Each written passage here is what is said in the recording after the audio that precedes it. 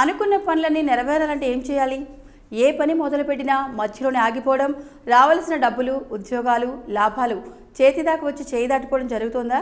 అయితే అనుకున్న పనులను నెరవేరడం కోసం చక్కని పరిష్కారం తరుణ గణపతిని పూజించడం. వినాయకుని 32 రూపాలలో తరుణ గణపతి రూపం రెండవది. తరుణ అంటే యవ్వనమని అర్థం. తరుణ గణపతి రూపంలో వినాయకుడు యవ్వన కాంతితో విరాజిల్లుతాడు. ఈ రూపంలో స్వామికి 8 చేతులు ఉంటాయి. కుడి పక్కన ఒక చేతిలో దంతాన్ని, మరొక చేత జామ పండుని, ఒక చేత చెరుకు గడలని, మరొక చేత అంకుశాన్ని ధరించి ఉంటాడు. ఎడమ వైపున ఒక చేత మోదకాన్ని, ఒక చేత వెలగపండుని, ఒక చేత లేత మొక్కజొన్న కంకుల పొత్తిని, మరొక చేత వలని ధరించి ఉంటాడు. తరుణ గణపతి శరీరం కాంతివంతంగా ఎర్రని రంగులో ఉంటుంది.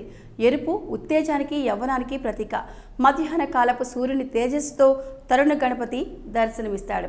వినాయకునికి ప్రీతికరమైన బుధవారం నాడు, సంకష్ట చతుర్దశి నాడు, వినాయక చవితి నాడు, దూర్వా గణపతి వ్రతం నాడు స్వామిని తరుణ గణపతి రూపంలో పూజించడం వలన ఆయురారోగ్యాలు సిద్ధిస్తాయి, ఆటంకాలు తొలగుతాయి, అనుకున్న కార్యాలు సత్వరం నెరవేరుతాయి. స్కాంద పురాణంలోను, బ్రహ్మ పురాణంలోను, వామన పురాణంలోను, ముద్గళ పురాణంలోను తరుణ గణపతిని గురించిన ప్రస్తావన ఉంటుంది. ఈ వీడియో కనుక మీకు నచ్చినట్లయితే లైక్ చేయండి, షేర్ చేయండి, కామెంట్ చేయండి అండ్ సబ్స్క్రైబ్.